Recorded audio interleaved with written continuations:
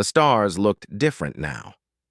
Captain Daniel Cross stood on the bridge of the Liberty's Edge and watched the endless black space through the main window.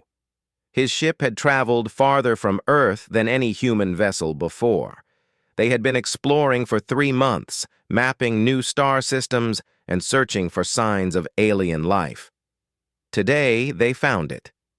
The alert system started beeping at 0600 hours. Lieutenant Kevin Bryant rushed to his station and checked the sensors. His face went pale. Daniel walked over and looked at the screen. There were 15 ships approaching their position. They were not human ships. "Sir, they just appeared out of nowhere," Kevin said. His hands moved fast across the control panel. "Their technology is different from ours. Much different." Daniel felt his heart beat faster. This was the moment humanity had dreamed about for centuries.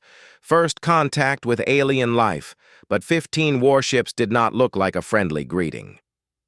"Open all communication channels," Daniel ordered. "Let them know we come in peace."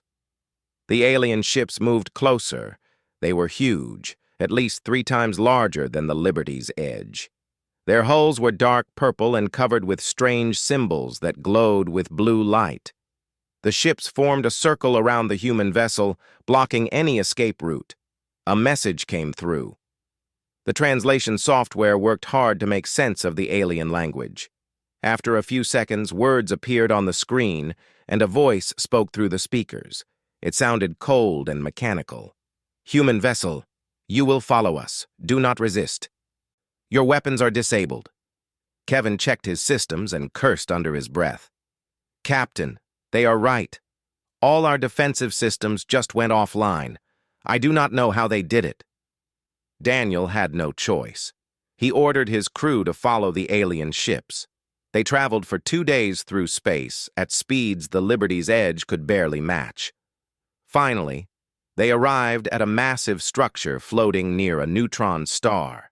The station was bigger than Earth's moon. Hundreds of ships from different designs moved around it like insects around a hive. The Liberty's Edge was pulled into a docking bay by some kind of tractor beam. Daniel, Kevin, and Ambassador Linda Morrison prepared to meet whoever was waiting for them. Linda was a veteran diplomat who had solved conflicts on Mars and the outer colonies, but even she looked nervous. "Remember," Linda said as they walked down the exit ramp, "we represent all of humanity now. Stay calm no matter what happens." The docking bay was enormous. The ceiling stretched so high above them that clouds formed near the top. Aliens of different shapes and sizes moved through the space. Some walked on 2 legs like humans. Others floated in the air. Some looked like giant insects. A few were just balls of light that moved through the air without any visible body. A group of 6 aliens approached them. The one in front was tall and thin, with skin that looked like red metal. It had 4 arms and 3 eyes arranged in a triangle on its face. When it spoke, its voice came from a device attached to its chest, rather than from any mouth. "I am Commander Vexer of the Varathian Collective. You will come with us. The Galactic Council wishes to see you." They followed Vexer through long corridors filled with more aliens. None of them paid attention to the humans. Daniel realized that humanity was nothing special here. They were just another species among many. The council chamber was a circular room with seats arranged in rising levels, like an ancient Roman arena. 47 different alien species sat in those seats. At the center of the room stood a raised platform. Vexer led the humans to that platform. A massive crystalline being rose from the highest seat. Its body was made of clear material that reflected light in rainbow colors. When it spoke, its voice filled the entire chamber. "I am High Arbiter Zelkoth, leader of the Galactic Council. You are humans from the planet you call Earth. Your species has developed faster than light travel and entered known space. This means you must now follow the laws of the Council." Linda stepped forward. "We are honored to meet you and the Council. Humanity wishes to establish peaceful relations with all species." "Peaceful relations require payment," Zelkoth said. The crystalline being pointed one of its sharp appendages at Linda. All species in known space must pay tribute to the Council. This tribute ensures protection from hostile forces and access to trade routes across the galaxy. What kind of tribute? Linda asked. Another alien stood up. This one looked like a large bear covered in blue scales. Every species must give 30% of all resources they produce. This includes minerals, energy, food, and manufactured goods. You must also provide 20% of your military fleet to serve under Council command. Finally, you must follow all Council laws without question. Daniel felt anger rise in his chest. They wanted humanity to give up almost a third of everything they produced and a fifth of their ships. That would cripple Earth and the colonies. Many people would starve. The military would become too weak to defend their own space. Linda kept her face calm. This is a significant request. We need time to discuss this with our government on Earth. Zelkoth's body flashed with red light. You have 30 of your Earth days to decide. If you refuse, your species will be declared rogue. All human ships will be banned from Council space. Your star systems will be blockaded. You will be cut off from the rest of the galaxy. The meeting ended. The humans were escorted back to their ship and given coordinates for a safe route back to Earth. The journey home took 5 days. During that time, Daniel, Linda, and Kevin discussed what they had seen. They treat us like we are children, Kevin said. Like we should be grateful they even allow us to exist in their space. Linda shook her head. They have been in space for thousands of years. To them, we are children. But that does not mean we should submit to their demands. When they reached Earth, Linda went straight to meet President Richard Hayes.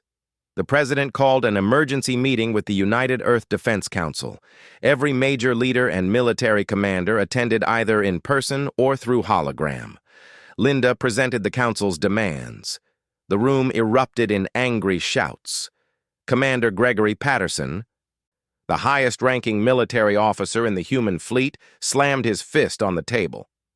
We did not fight our way off Earth and across the solar system just to become slaves to aliens, Gregory said. If we agree to this, we will never be free again.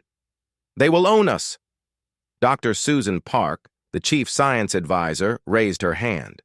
I have been studying the data from the Liberty's Edge sensors. The alien technology is advanced, yes, but it is old. Their ships show designs that have not changed in centuries. They have become comfortable with their power. They stopped innovating. What are you saying? President Hayes asked. Susan smiled. I am saying that humans are still learning, still adapting, still building new things. Our technology is younger, but we improve it every year.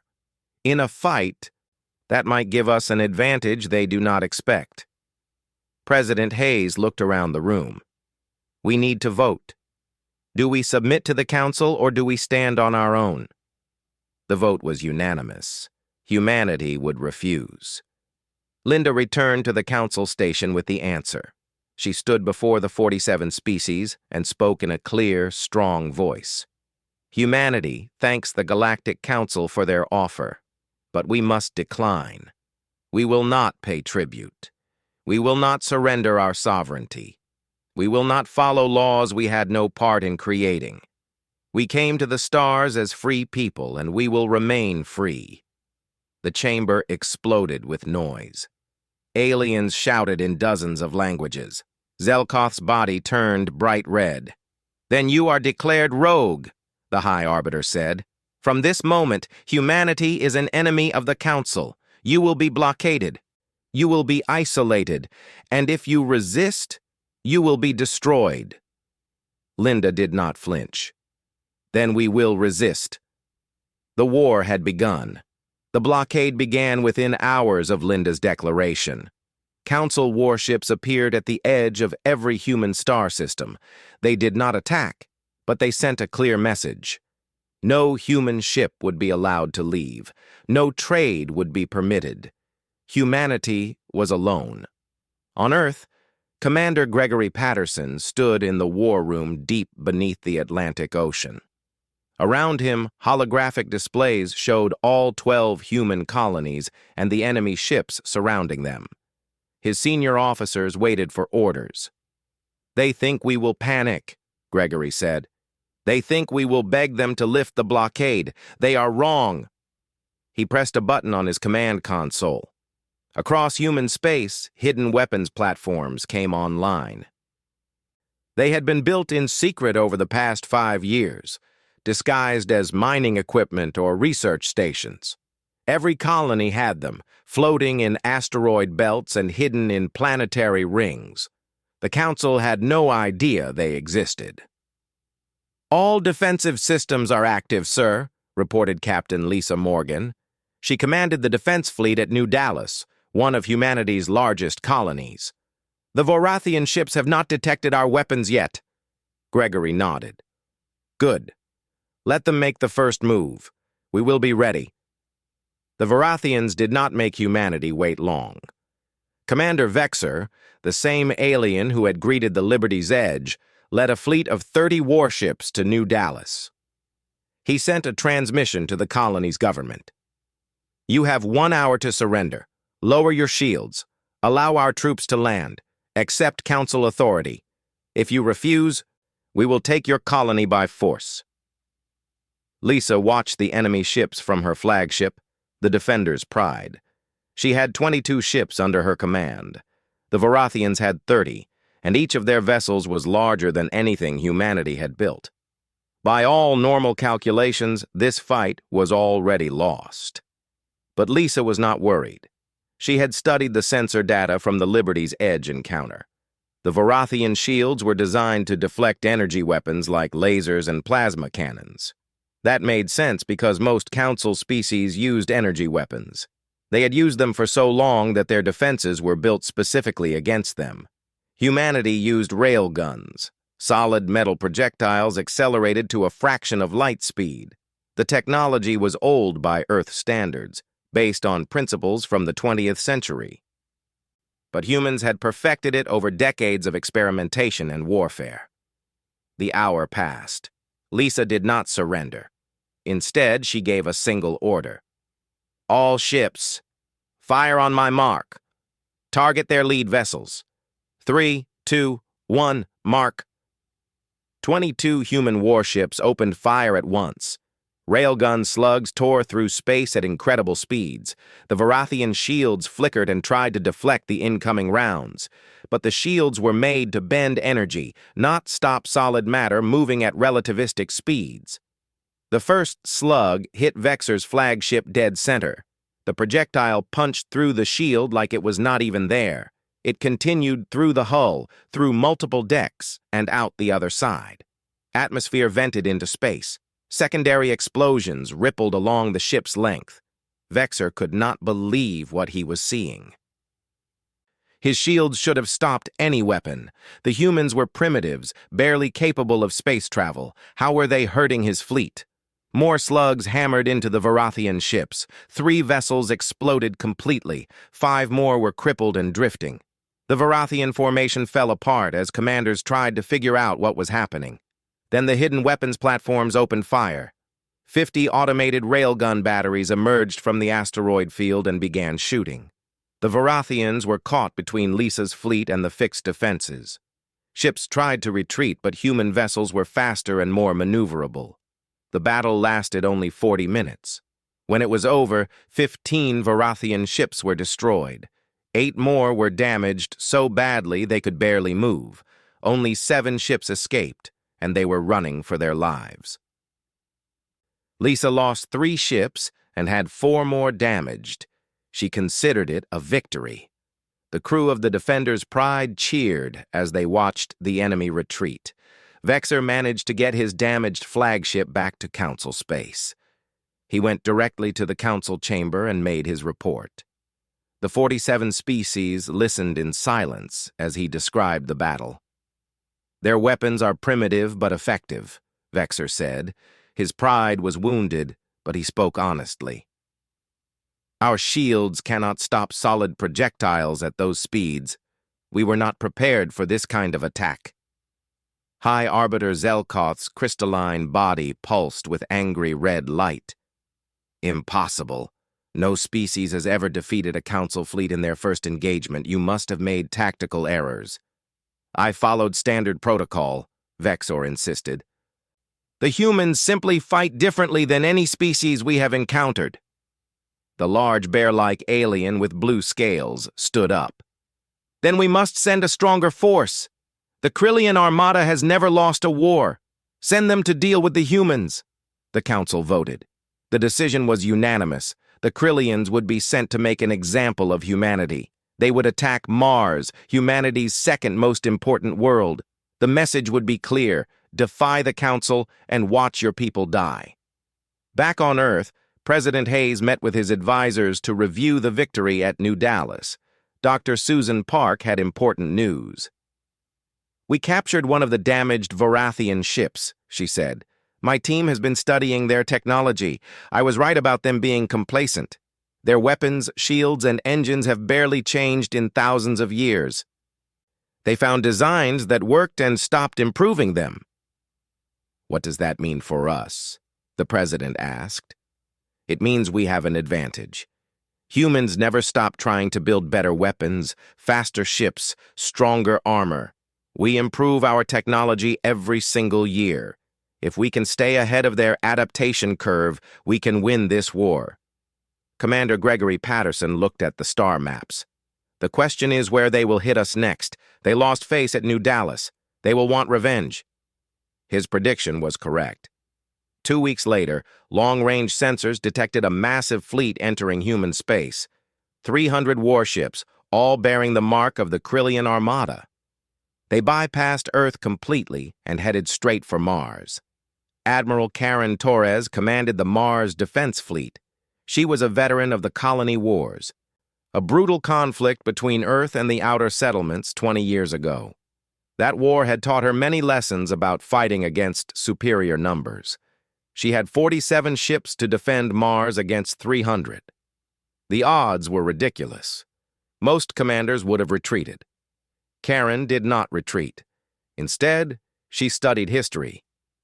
The Krillian fleet was led by War Master Throck, a massive creature that looked like a cross between a crocodile and a tank. He had personally commanded 40 successful invasions. He had never been defeated. He expected the humans to either flee or surrender. He got neither. As his fleet approached Mars, the human ships pulled back toward the planet's 2 moons, Phobos and Deimos. Throck smiled with his rows of sharp teeth. The humans were using the moons for cover. It was a predictable tactic. "Divide the fleet," Throck ordered. "Group Alpha will take Phobos. Group Beta will take Deimos. Group Gamma will assault Mars directly. These primitives will learn what happens when they challenge the Krillian Armada." The fleet split into 3 groups as ordered. Group Alpha, consisting of 100 ships, moved toward Phobos. As they approached the small moon, they detected the human vessels hiding on the far side. What they did not detect were the mines. Thousands of small explosive devices, each invisible to Krillian sensors, floated in a carefully planned pattern. When the first Krillian ships entered the field, the mines activated. Explosions tore through Group Alpha. Ships collided with each other, trying to escape the minefield. In the chaos, Karen's ships emerged from behind Phobos and opened fire with railguns. The Krillian shields could not stop the solid projectiles any better than the Vorathian shields had. Group Beta ran into a different problem at Deimos. As they closed in on the moon, what they thought were human warships suddenly broke apart. They were not ships at all, but drone carriers. Each carrier released hundreds of small attack drones. The drones swarmed the Krillian vessels, targeting engines and weapon systems. Group Gamma faced the worst surprise. As they descended toward Mars, orbital defense platforms opened fire. Not just a few platforms, but dozens of them, hidden under the planet's red dust and revealed only when they started shooting. The Krillians found themselves in a crossfire between the surface batteries and the human fleet that had circled around from the moons. The battle for Mars lasted 2 weeks. It was brutal and bloody. Krillian troops landed on the surface and tried to capture the major cities. Colonel Brandon Wells led the ground defense. He used the deep canyons and cave systems of Mars to set ambushes and traps. Krillian soldiers, trained for open warfare, struggled in the tight underground passages. In space, the fighting was even more intense. Karen Torres used every trick she had learned in the colony wars. She pretended to retreat, drawing Krillian ships into kill zones. She used the planet's thin atmosphere to hide her ships from sensors. She sent false signals to confuse enemy communications. War Master Throck grew more frustrated each day. His fleet should have crushed these humans in hours. Instead, he was losing ships at an alarming rate. His ground troops sent reports of heavy casualties and no progress. The humans fought like cornered animals with desperation and cunning. After 2 weeks of fighting, Throck admitted the truth. He could not win this battle without losing his entire fleet. He ordered a retreat. The Krillian Armada, undefeated for 300 years, withdrew from Mars in defeat. The cost had been high. Throck lost 112 ships and thousands of soldiers. Karen lost 18 ships, and the surface of Mars was scarred by battle. But humanity had won again. The news spread across the galaxy faster than light. The mighty Krillian Armada, defeated by primitive humans. Species that had been paying tribute to the Council for centuries began to whisper. If humans could resist, maybe others could too. In the Council chamber, High Arbiter Zelkoth faced an uncomfortable truth. Humanity was not going to surrender. And worse, their defiance was giving other species dangerous ideas. The Council chamber was in chaos. High Arbiter Zelkoth called for order, but the 47 species were shouting at each other in dozens of languages. The translation systems could barely keep up. 2 defeats in a row had shaken the foundations of galactic power. "We must launch a full invasion," demanded the blue-scaled bear alien. "Every species contributes ships. We overwhelm the humans with numbers they cannot possibly match." A floating orb of light pulsed with disagreement. "That will cost thousands of ships and millions of lives." "For what? To force one small species to pay tribute? Is our pride worth that much blood?" "It is not about pride," Zelkoth said, its crystalline body flashing red. "It is about order. If humanity refuses to pay tribute and faces no consequences, other species will refuse as well. The entire council system will collapse." The floating orb dimmed. Perhaps the system should collapse. Silence fell over the chamber. No one had ever spoken against the council so directly before. Zelkoth turned its full attention to the orb. "You are Talarian.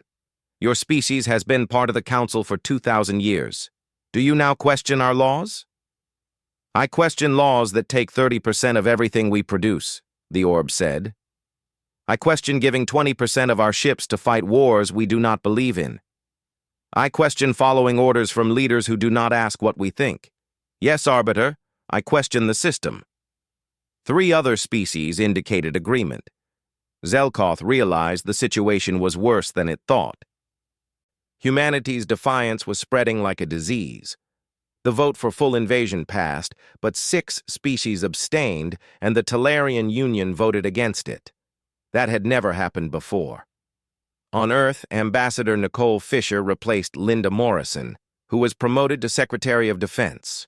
Nicole was younger but equally skilled at diplomacy. She had a new assignment that would require all her skills. Commander Gregory Patterson called her to his office in the war room. "We intercepted council communications.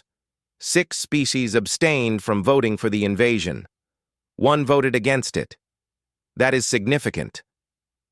"The Talarian Union voted no," Nicole said, reading the intelligence report. "They are one of the oldest council members. If they are having doubts, others must be too. That is why I want you to make contact with them, quietly." See if they are willing to talk. Nicole took a small, fast ship and traveled to Talarian space. The Talarians were beings of pure energy who lived inside protective shells. They communicated through light pulses and vibrations. Nicole spent 3 days learning their language before meeting their leader, Prime Luminary Kez. They met on a neutral station at the edge of Talarian territory. Kez floated in a containment field while Nicole sat in a chair designed for humans. Between them was a translation device that converted light pulses to words. "Ambassador Fisher, you take a great risk coming here," Kez said. "If the Council knew we were meeting, both our species would face punishment." "I believe the risk is worth it," Nicole replied. "Your species voted against the invasion." "That took courage." Kez's light pulsed with what the translator indicated was sadness. "It took desperation. For 2,000 years we have paid tribute to the Council. 30% of our energy production goes to them. Our civilization could have reached heights we can only dream of with those resources. Instead, we remain stagnant while the Council leadership grows fat and powerful." "Then help us change the system." "How?" "You have fought well, but you cannot defeat the combined might of 40 Council species." Nicole leaned forward. "We do not have to defeat them all. We just need to convince enough species that there is a better way. Freedom instead of tribute. Cooperation instead of domination. If enough species stand together, the Council cannot stop us all." Kez dimmed, thinking. "You are asking us to risk everything. If we fail, the Council will crush us. If you do nothing, you will stay under Council control forever. At least this way you have a chance at freedom." The Talarian agreed to secret talks. Over the next month, Nicole met with representatives from 5 other species who were unhappy with Council rule. They were careful, meeting in hidden locations and using encrypted communications. Slowly, an alliance began to form. Meanwhile, Earth's scientists made a breakthrough. Engineer Eric Sanders led a team that successfully captured and studied a Krillian ship that had been crippled during the Mars battle. The ship contained intact, faster-than-light engines. Eric was a genius with mechanical systems. He had designed many of the weapons platforms that defended human colonies. Now he faced his greatest challenge, understanding alien technology that was thousands of years more advanced than human engineering. He worked for 3 weeks straight, barely sleeping. His team took apart the Krillian engine piece by piece, studying how it worked. The design was elegant, but, like all Council technology, it had not changed in centuries. Eric saw ways to improve it. The Council species discovered FTL travel and stopped innovating, he explained to Dr. Susan Park. They found one method that worked and stuck with it. But there are other approaches, different theories we can test. It took 2 months of trial and error, dozens of failed experiments, and one explosion that nearly killed Eric's entire team. But finally, they did it. A human ship equipped with the modified engine traveled twice as fast as any Council vessel. Commander Gregory Patterson immediately saw the military advantage. "If our ships can move faster, we can strike anywhere in Council space and retreat before they can respond. We become impossible to pin down."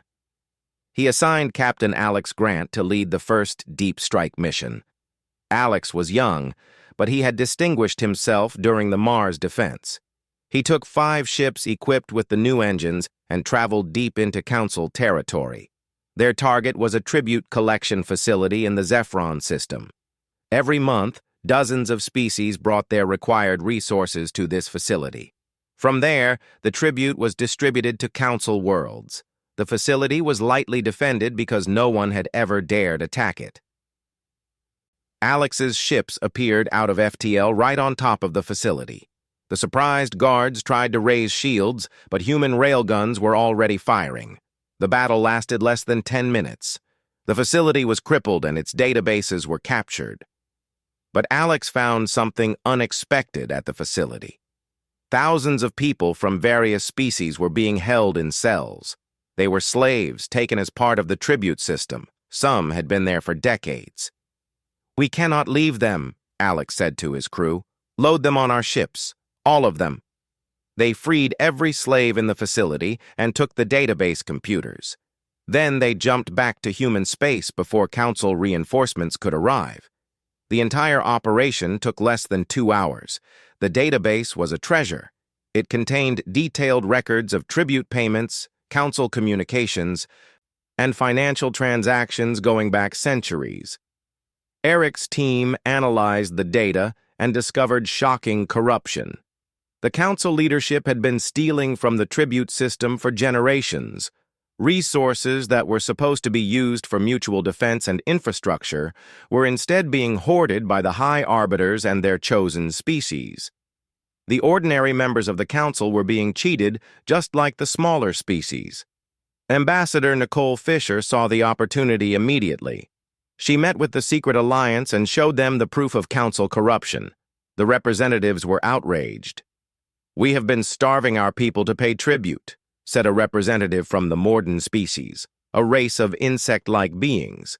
"We were told the resources were needed for defense and public works. Instead, the Arbiters were using them to build palaces and private fleets." "This evidence needs to be public," Nicole said. "Every species in the galaxy needs to see what the Council has been doing." But broadcasting the information would be difficult. The Council controlled most communication networks. Any transmission could be blocked or jammed. They needed a way to send the data everywhere at once, too fast for the Council to stop it. Eric Sanders had an idea. "The Council uses a network of communication relays throughout the galaxy. If we can hack into the central hub, we can broadcast to every relay simultaneously. They would have to shut down the entire network to stop it, and that would take hours." It was risky. The central communication hub was located at the Council station, the same place where humanity had first met the Galactic Council. It was heavily defended and deep in Council space. Captain Alex Grant volunteered to lead the mission.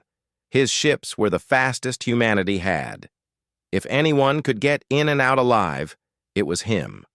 The mission took careful planning.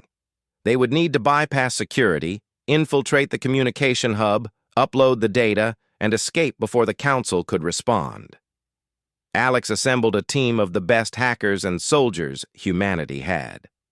They arrived at the Council station using false identification codes stolen from the database. Alex's ships pretended to be a Talarian cargo convoy bringing tribute. The station security let them dock without question. Alex and his team, wearing stolen Talarian containment suits, made their way to the communication hub. 2 human hackers, Kyle Davis and Rachel Stone, went to work on the central computer while the soldiers stood guard. "We have maybe 10 minutes before someone notices what we are doing," Kyle said, his fingers moving fast across the holographic keyboard. Rachel worked on a second terminal, uploading the database files. "The files are huge. This is going to take time." They got lucky. The system was old and the security had not been updated in decades. The Council was so confident in their power that they never imagined anyone would dare attack the communication hub. 8 minutes later, Rachel finished the upload. "Files are in the system. Broadcasting now to all relays." Across the galaxy, billions of beings received the transmission. It could not be blocked or stopped. Every species saw the evidence of Council corruption displayed in clear detail. The proof was undeniable. Alarms started blaring in the Council station. Alex and his team ran back to their ships, fighting through security forces. They lost 2 soldiers in the escape, but the rest made it to the ships. They jumped to FTL seconds before the station's weapons could destroy them. The galaxy erupted. Protests began on dozens of Council worlds. Species demanded answers from their leaders. The Talarian Union formally announced it was leaving the Council and signing a mutual defense pact with humanity. Within a week, 6 more species joined what was now called the Free Systems Alliance. The galaxy was no longer united under Council rule. A new power had emerged, built on freedom and cooperation rather than tribute and domination. High Arbiter Zelkoth stood in the Council chamber and watched its empire crumbling. The 47 species were now 39. 8 had left to join the humans. Others were considering it. "We must crush this rebellion before it spreads further," Zelkoth declared. "We will assemble every ship, every soldier. We will strike at Earth itself and end this once and for all." The vote passed. The Council would gather the largest armada in galactic history. 2,000 warships from 20 species would attack Earth. The Free Systems Alliance would be destroyed and order would be restored. The final battle was coming. The warning came from Talarian scouts 3 weeks before the Council armada was ready to launch. Prime Luminary Kez sent an urgent message to Earth. 2,000 warships were gathering at the Council's main military base. Their target was obvious. Fleet Admiral Gregory Patterson had been promoted after the Mars victory. He now commanded all human military forces and coordinated defense with the Free Systems Alliance. He stood in the war room, looking at the holographic display of enemy forces. 2,000 ships, he said quietly. "We can muster maybe 800 between humanity and our allies. The numbers are not in our favor." Commander Daniel Cross, now promoted to Admiral after his successful exploration missions, studied the star charts. "We cannot meet them in open space. They will surround us and destroy us through sheer numbers." "Then we bring them to us," Gregory said. "We make them fight on our terms, in our territory. Earth's solar system becomes the battlefield." The plan was dangerous. If they lost, Earth itself would be vulnerable to invasion. But Gregory had studied every major battle in human history, from ancient Rome to the colony wars. He knew that a smaller force with good defensive positions could defeat a larger army, especially if the larger army was overconfident. Over the next 3 weeks, the entire solar system was turned into a massive trap. Engineer Eric Sanders worked around the clock installing weapons platforms on asteroids, moons, and floating stations. Some platforms were visible, meant to draw enemy attention. Others were hidden, waiting to surprise the Council fleet. Captain Michelle Rogers commanded a squadron of fast attack ships whose job was to hit the Council's supply line. "Even the biggest fleet needs fuel, ammunition, and food," she explained to her pilots. "We cut those off and the fleet becomes weaker every day they stay in our system." Dr. Susan Park developed new types of mines that could evade Council sensors. Thousands of them were deployed throughout the solar system, forming invisible barriers that would destroy any ship that passed through them. Ambassador Nicole Fisher continued her diplomatic work. She convinced 3 more species to join the Free Systems Alliance. They could not send ships in time for the battle, but they provided intelligence about Council tactics and weak points in enemy ship designs. On the Council side, High Arbiter Zelkoth personally took command of the armada. It was unusual for an arbiter to lead military forces, but Zelkoth wanted to ensure humanity was completely destroyed. The crystalline being addressed the fleet from its command ship. "We go to end a rebellion that threatens everything the Council has built over 10,000 years. The humans and their allies must learn that defiance has consequences. We will destroy their fleet, occupy their worlds, and scatter their people across the galaxy as slaves. No mercy, no surrender. Total victory." The 20 species under Council command cheered in their various languages. They were confident. 2,000 ships against 800 seemed like easy odds. The humans had been lucky before, but luck always ran out. The Council armada entered human space from multiple directions, planning to converge on Earth from all sides. Admiral Gregory Patterson watched their approach on his displays. The enemy was following standard Council tactics, which he had studied extensively. "They are dividing their forces to surround us," Daniel observed. It is what the textbooks teach. That is the problem with textbooks, Gregory said. They make you predictable. Begin Phase 1. The human fleet started to retreat toward Earth, apparently fleeing from the superior Council forces. The Council commanders smiled. The humans were running scared. Victory would be quick. But as the Council ships pursued, they began entering the minefields. Explosions rippled through their formations. Ships collided trying to avoid the mines. The careful attack pattern dissolved into chaos. Captain Michelle Rogers and her squadron struck at that moment.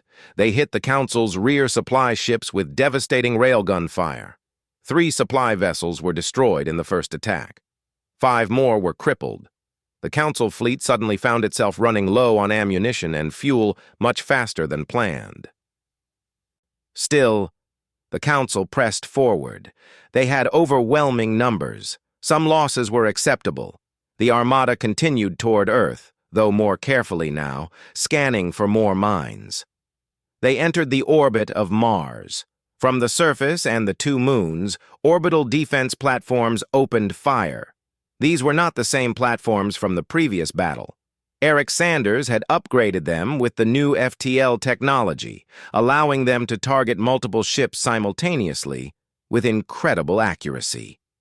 The Council fleet had to split its attention between the advancing human fleet and the platforms behind them. Ships trying to destroy the platforms were hit by the human fleet. Ships focusing on the human fleet were destroyed by the platforms. War Master Throck, commanding one of the Council battle groups, recognized what was happening. "They are herding us, like animals into a pen. All ships, break formation and scatter." But it was too late. The Council fleet was now spread throughout the inner solar system, exactly where Gregory wanted them. Asteroids that had seemed like natural obstacles suddenly activated weapons systems. Space stations that looked abandoned came alive with missiles and railguns. The Council realized they were not fighting a fleet in open space.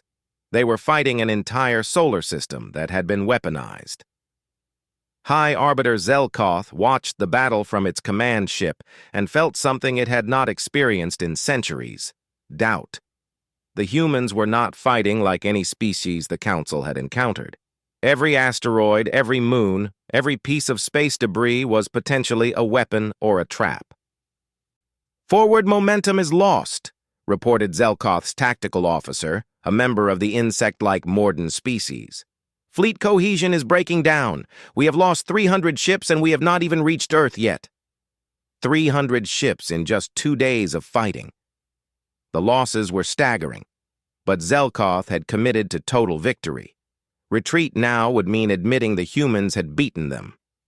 "All ships, continue the attack. We still have numerical superiority."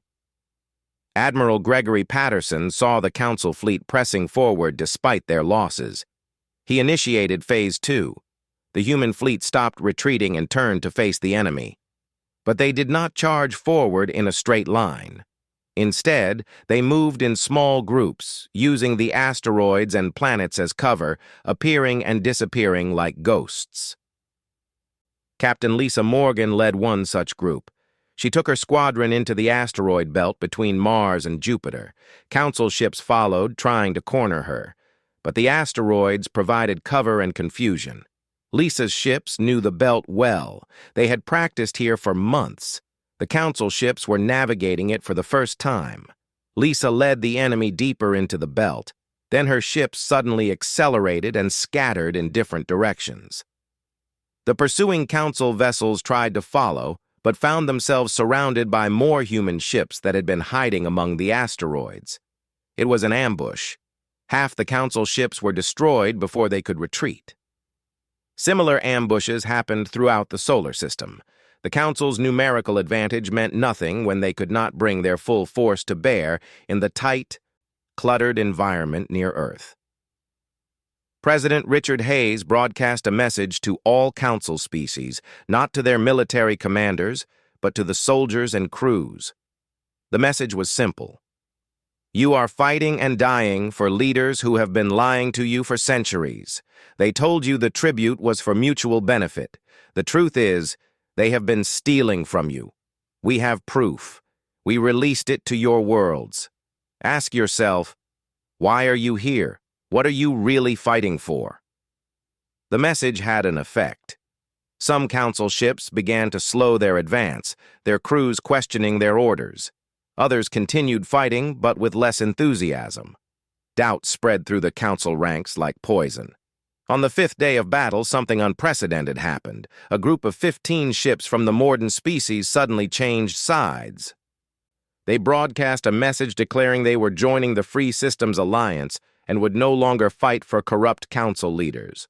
The defection shocked both sides. War Master Throck tried to destroy the defecting ships, but human forces protected them. More ships began to question whether they were on the right side. High Arbiter Zelkoth saw its armada falling apart. They had lost over 600 ships. Morale was collapsing, defections were increasing, and they still had not reached Earth. The Crystalline being made a decision. It would lead the remaining fleet in a direct assault on Earth. If they could destroy the human homeworld, the rebellion would end regardless of losses. All remaining ships form up on my position, Zelkoth commanded. We go straight for Earth, maximum speed. Ignore everything else. About 1,000 council ships gathered around Zelkoth's command vessel. They began a desperate charge toward Earth, abandoning all tactics in favor of raw speed and power. Admiral Gregory Patterson watched the enemy fleet coming. This was the moment he had prepared for, the final phase of his plan. All human ships fall back to Earth, he ordered. Let them come. The Council fleet raced toward Earth, thinking victory was finally in reach. They did not know about the final trap waiting for them. Between Earth and Mars floated what appeared to be a small moon. It had been there for years, unremarkable and ignored. In reality, it was humanity's secret weapon, a massive kinetic kill platform built into a hollowed-out asteroid. It had been constructed over 5 years in complete secrecy. As the Council fleet passed the asteroid, it activated. Hundreds of railgun batteries opened fire simultaneously, launching thousands of metal slugs at incredible speeds. The Council ships, packed tightly together for their charge, could not evade. The destruction was catastrophic. Ships exploded by the dozens. Zelkoth's command vessel was hit multiple times. Its shields failed, and the crystalline being was thrown across its bridge. Emergency systems activated, but the ship was dying. The Council charge broke. Ships scattered in all directions, trying to escape the kill zone. Human vessels pursued, picking off stragglers. Captain Alex Grant led a squadron that targeted the Council command ship. This is Captain Grant to the Council command vessel. Your ship is crippled and you are surrounded. Surrender now, and your crew will be spared. For a long moment, there was no response. Then High Arbiter Zelkoth's voice came through the communications system, weak and filled with pain. The Council does not surrender. The command ship exploded, taking Zelkoth and everyone aboard with it. With the death of the High Arbiter, the Council fleet completely fell apart. Some ships retreated, others surrendered. A few switched sides and joined the Free Systems Alliance. The battle was over. The largest armada in galactic history had been defeated by a smaller force fighting for freedom. The cost had been high for both sides. Thousands of ships destroyed, millions of lives lost. But humanity and its allies had won. In the aftermath, Admiral Gregory Patterson stood on Earth and looked up at the stars. The war was not completely over. Some Council species would continue to resist, but the tide had turned. Freedom had proven stronger than oppression. The news of High Arbiter Zelkoth's death spread across the galaxy within hours. For 10,000 years, the Galactic Council had ruled without serious challenge. Now its greatest fleet lay in ruins around Earth, and its supreme leader was dead. The old order was collapsing. On the Council station, the remaining species met in emergency session.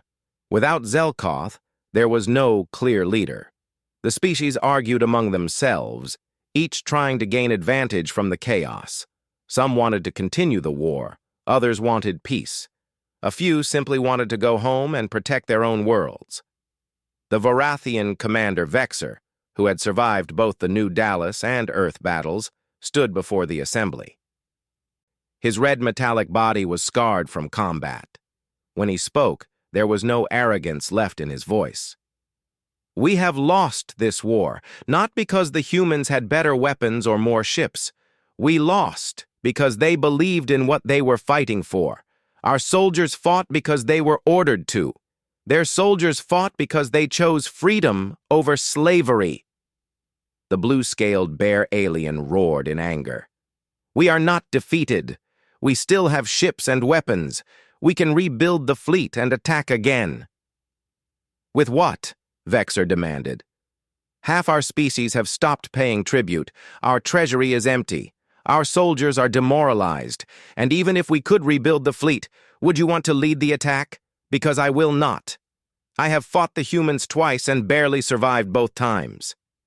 The argument continued for hours. Finally, a vote was called. Should the council continue the war or seek peace? The result was 22 species for peace, 12 for war, and 5 abstaining. The council war was over. Ambassador Nicole Fisher received the council's request for peace negotiations. She discussed it with President Richard Hayes and the leaders of the Free Systems Alliance. They want to negotiate from a position of strength, Nicole said. They still think they can dictate terms. President Hayes shook his head. They can think whatever they want. We dictate the terms now. But we should be fair. Our goal was never to destroy the council, just to end the tribute system. The peace conference was held on a neutral station provided by the Talarian Union. Representatives from 34 species attended. 22 from the remaining council members, 8 from the Free Systems Alliance, and 4 neutral species who wanted to see what kind of galaxy would emerge. Nicole led the human delegation. Across the table sat the new council representative, a floating sphere of liquid metal named Coordinator Thex. The coordinator was supposed to be a temporary leader until the council could elect a new high arbiter. We are prepared to reduce the tribute rate, Thex said, its voice echoing from the sphere. 20% instead of 30, and only 10% of military forces instead of 20. Nicole smiled, but there was no warmth in it. You misunderstand the situation. We are not here to negotiate tribute rates. We are here to end the tribute system completely. The council representatives erupted in protest. Thex raised a metallic appendage for silence. Without tribute, the council cannot function. There would be no central authority, no shared defense, no trade coordination. That is correct, Nicole agreed. The council as you knew it is finished, but we can build something better. An alliance where each species contributes voluntarily, where decisions are made democratically, where no one species has the power to oppress others. Chaos, Thex said flatly. You describe chaos. We describe freedom, Prime Luminary Kez said, the Talarian's light pulsing strongly. And we have seen what freedom can accomplish. The humans, the youngest species in the galaxy, defeated your ancient empire because they were free to innovate, free to question, free to fight for something they believed in. The negotiations lasted 3 weeks. Slowly, grudgingly, the council representatives accepted reality. The old system was gone. The question now was what would replace it. The final agreement created the Assembly of Free Worlds. Every species had one vote, regardless of size or power. There would be no tribute. Instead, each species would contribute to shared projects and defense on a voluntary basis, with all contributions tracked publicly to prevent the corruption that had plagued the Council. Trade would be open to all species. No one could be blocked from trade routes or charged excessive fees. Military cooperation would be voluntary. Species could form defense pacts, but no one could be forced to fight in wars they did not support. War crimes committed by the old council would be investigated. Leaders who had profited from corruption would be held accountable. The evidence that Captain Alex Grant had captured from the tribute facility would be used to identify and prosecute the worst offenders. Not all council species agreed to join the assembly. 5 species refused and withdrew to their own territories, determined to maintain the old ways in their own space. The assembly let them go. Freedom included the freedom to be wrong. 73 species signed the Charter of Free Worlds on the day the assembly was officially created. It was the largest gathering of alien species in galactic history, brought together not by force, but by choice. Admiral Gregory Patterson attended the ceremony in dress uniform. He stood with other human and allied military leaders, watching as representatives signed the charter. Captain Lisa Morgan stood next to him. "Do you think it will last?" she asked quietly. "Nothing lasts forever," Gregory replied. "But it is better than what came before. And if it fails, at least we tried." The ceremony concluded with speeches from various species leaders. When it was humanity's turn, President Richard Hayes stepped forward. He was an old man now, his hair white and his face lined with the stress of leading Earth through its greatest crisis. But his voice was strong. 50 years ago, humans first left Earth and reached for the stars. We dreamed of finding other intelligent life, of joining a galactic community. When we finally made contact, we were told to submit or be destroyed. Today we stand not as subjects but as equals. Not because we are the strongest or the smartest, but because we refuse to accept that freedom was negotiable. He paused and looked at the assembled species. "The galaxy is ancient and we are young. We have much to learn from all of you, but we also have something to teach. The lesson that no being, no matter how powerful, has the right to rule over another without consent. That is the principle this assembly is built on. May it guide us all into a better future." The representatives applauded in their various ways. Some clapped with hands or tentacles. Others made sounds or flashed lights. The Talarians pulsed in a pattern that meant respect and agreement. After the ceremony, Nicole Fisher found Daniel Cross, now Admiral Cross, looking out at the stars from an observation deck. "Thinking about what comes next?" she asked. Daniel nodded. "The assembly handles the political side, but there is still a whole galaxy out there we know almost nothing about. The council mapped maybe a quarter of known space. The rest is unexplored." "Sounds like you want to get back to exploring." "It is what I am good at. Fighting was necessary, but I always preferred discovery to combat." Nicole smiled. "Then go discover. The assembly will need scouts, explorers, people to make peaceful contact with species we have not met yet. Show them there is a better way than the council offered." 6 months later, Admiral Daniel Cross took command of a new exploration fleet. 10 ships from 5 different species, all volunteers who wanted to see what lay beyond known space. His old vessel, the Liberty's Edge, had been destroyed in the battle for Earth. His new flagship was called the Pioneer's Hope. They left the assembly territories and headed toward the Galactic Rim, where no council ship had ever traveled.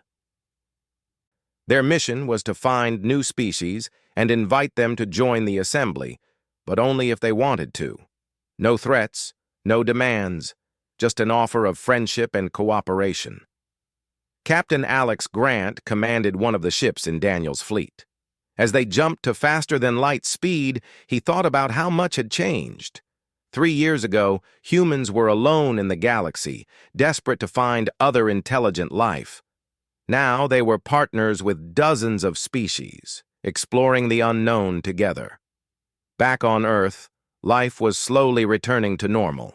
Cities damaged in the war were being rebuilt. The economy was recovering. Children who had grown up during the war years were entering universities and learning skills that would help build the future. Engineer Eric Sanders opened a new research facility dedicated to advancing technology through cooperation between species. Human, Talarian, and Morden scientists worked side by side, sharing knowledge that had been kept secret under the old council system. The rate of innovation was extraordinary. Dr. Susan Park retired from government service but continued teaching at the Mars Science Academy. She wrote a book about the war called The Price of Freedom, which became required reading for military academies across the assembly. In it, she argued that the greatest weapon was not technology or tactics, but the willingness to sacrifice for something you believed in. Admiral Gregory Patterson eventually retired as well. He was given a small house on the coast of California, where he could watch the ocean and remember the soldiers who had died defending Earth. He did not think of himself as a hero. Heroes, in his opinion, were the people who never came home. Ambassador Nicole Fisher became the first human Secretary General of the Assembly of Free Worlds. She worked tirelessly to keep the 73 species working together. It was not easy. Species had different needs, different cultures, different ideas about how things should be done. Arguments were common, but they were solved through debate and compromise, not war and domination. 5 years after the Battle of Earth, as it came to be known, a memorial was built in orbit around the planet. It was a massive structure made of metal and crystal, containing the names of every being who had died in the war, from both sides: human, Krillian, Vorathian, Morden, Talarian, and others, all equal in death, all remembered. The memorial had an inscription that summed up the lesson humanity had taught the galaxy. Freedom is not given. It is taken by those brave enough to demand it. This memorial honors all who fought and died in the struggle between tyranny and liberty. May their sacrifice remind us that the price of freedom is eternal vigilance, but the alternative is chains we make for ourselves. Captain Lisa Morgan, now a Rear Admiral, visited the memorial often. She had lost many friends in the war. Sometimes she wondered if it had been worth it. Then she would look down at Earth, free and thriving, and she knew the answer. On the frontier, Admiral Daniel Cross and his exploration fleet made first contact with a new species, the Veiler. They were cautious, having heard rumors of the Great War that had reshaped the galaxy. Daniel met with their leaders and explained the assembly. "We do not demand tribute," he said. "We do not require submission. We offer friendship, trade, and mutual defense. If you join us, you keep your freedom and your sovereignty. You contribute what you can and receive what you need." The Veiler leader, a being that looked like a living plant, considered this carefully. "And if we refuse? Then we wish you well and hope to trade with you as friends. No threats, no punishment. The choice is always yours." The Veiler joined the assembly, the 74th species to do so. Others would follow, some would refuse, and that was acceptable. The galaxy was big enough for many different ways of life. 10 years after first contact with the Galactic Council, humanity celebrated a new holiday, Liberation Day. It marked the day the assembly was founded and the tribute system ended. Celebrations happened on Earth and throughout human colonies, as well as on dozens of allied worlds. President Richard Hayes had died the year before, peacefully in his sleep. His last words were reported to be, "We are free." A statue was erected in his honor at the United Earth headquarters, showing him not as a warrior, but as a leader with his hand extended in friendship. The galaxy was not perfect. There were still conflicts, still problems, still species that clung to the old ways. But for the first time in 10,000 years, most of the galaxy lived under a system that valued freedom over power. And humanity, the young species that had defied an ancient empire, continued to explore, to learn, to grow. They had come to the stars seeking others. They had found them and, together, they had changed the galaxy forever. Far out on the rim, Admiral Daniel Cross stood on the bridge of the Pioneer's Hope and looked at the unknown stars ahead. Humanity's story in the galaxy had just begun. There would be more challenges, more discoveries, more conflicts. But whatever came, humanity would face it the same way they had faced the Council. together and free. The end.